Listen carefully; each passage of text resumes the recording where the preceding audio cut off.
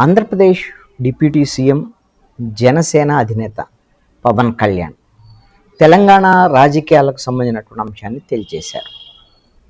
తెలంగాణలో ఇప్పుడు పోటీ చేసే ఆలోచన లేదని, తెలంగాణ రాజకీయాలపై ఇప్పుడు దృష్టి పెట్టడం లేదు అని స్పష్టం చేశారు.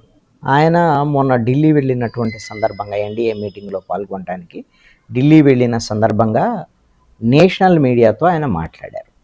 ఈ సందర్భంగా చాలా స్పష్టంగా ఇప్పుడిప్పుడే తెలంగాణ రాజకీయాలకు సంబంధించినటువంటి అంశం మీద, తెలంగాణలో పోటీ చేసే అంశం మీద దృష్టి పెట్టడం లేదు అనేటువంటి విషయాన్ని చెప్పారు. ఇది కొద్ది రోజుల్లోనే పవన్ కళ్యాణ్ ఈ అంశం మీద మాట మార్చినటువంటి పరిస్థితి మనకు కనపడుతుంది.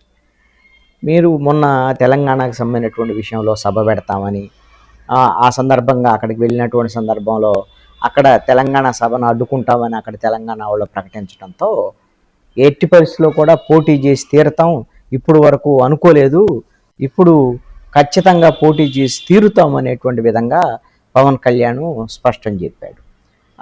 అయితే ఆ తర్వాత మరుసటి రోజే ఆంధ్రప్రదేశ్కి వచ్చి ప్రెస్ కాన్ఫరెన్స్ పెట్టారు. అక్కడ మా వాళ్ళందరూ ఏదో ఒత్తిడి చేస్తున్నారు, ఒత్తిడి చేస్తే తెలంగాణకు వెళ్దాం అనుకున్నాను, తెలంగాణ విడిపోయి 12 ఏళ్ళైంది, ఇంకా సమస్యలు ప్రాంతీయ విభేదాలు ఇలాంటివి ఉండబోవని అనుకున్నాను, తీరా వాళ్ళు వద్దు అనేటువంటి పరిస్థితి ఉంది, ఇంకా అలాంటి విభేదాలు ఉన్నాయి అనేటువంటి విధంగా సన్నాయి నొక్కులు నొక్కాడు. తీరా ఢిల్లీ వెళ్ళిన తర్వాత ఏకంగా అసలు తెలంగాణలో పోటీ చేసేటువంటి ఆలోచన, అలాంటి దృష్టి లేదు ఇప్పుడల్లా అనేటువంటి విధంగా కూడా చెప్పారు. ఇక బహుశా తెలంగాణ రాజకీయాలకు సంబంధించినటువంటి విషయంలో ఇప్పటికైతే విరమించుకున్నట్లే కనపడుతున్నటువంటి అంశం. అయితే ఎందుకు పవన్ కళ్యాణ్ ఈ విధంగా మాట మార్చారు, కారణం ఏంటి అనేటువంటి విషయాన్ని కింద మనం ఒక్కసారి గమనిస్తే,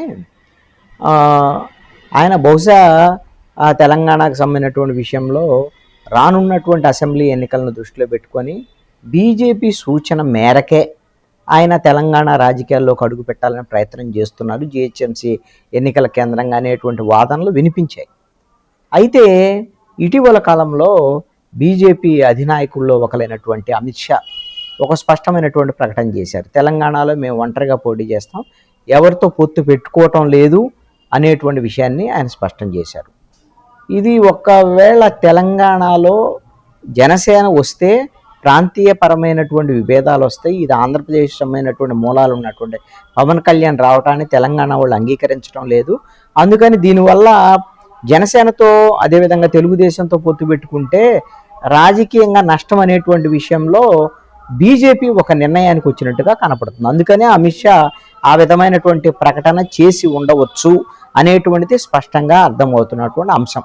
అమిత్ షా ప్రకటన తర్వాతే ఈ విధంగా పవన్ కళ్యాణ్ కూడా ఇక బీజేపీయే ఒంటరిగా పోటీ చేసేటువంటి పరిస్థితి ఉన్నప్పుడు, బీజేపీతో పొత్తు లేనప్పుడు జనసేన అక్కడ ఒంటరిగా పోటీ చేసేటువంటి పరిస్థితులు ఉండకపోవచ్చు, ఒకవేళ పోటీ చేసినా ఫలితాలు అనుకూలంగా ఉండకపోవచ్చు. అందుకోసమనే ఇక తెలంగాణను వదిలేసుకున్నట్టే అనేటువంటి విషయాన్ని పవన్ కళ్యాణ్ చెప్పారు అనేటువంటిది అర్థమవుతున్నటువంటి అంశం. ఏదైనా సరే ఒక ప్రకటన చేసేటప్పుడు, ఒక నిర్ణయం చేసేటప్పుడు దాన్ని పూర్వపరాలు ఆలోచించుకొని ఒక నిర్ణయం చేయాల్సినటువంటి అవసరం, ఆవశ్యకత ఉంటుంది. తెలంగాణ రాజకీయాల్లోకి వెళ్ళాలని నిర్ణయించుకునేటువంటి పరిస్థితుల్లో అక్కడ పరిణామాలు ఏంటి, ఏ విధంగా ఉండబోతున్నాయి, తెలంగాణ ప్రజలు ఏమైనా వ్యతిరేకిస్తారా ఏమిటి, తెలంగాణ రాజకీయ పార్టీలు వ్యతిరేకిస్తే బెదిరించినంత మాత్రాన ఆగిపోతే ఎలా, ప్రజలేం వ్యతిరేకించరు కదా, ఎవరు ఎక్కడైనా పోటీ చేయొచ్చు. అదే విషయాన్ని కూడా మొన్న ఇంటర్వ్యూలో కూడా పవన్ కళ్యాణ్ చెప్పాడు.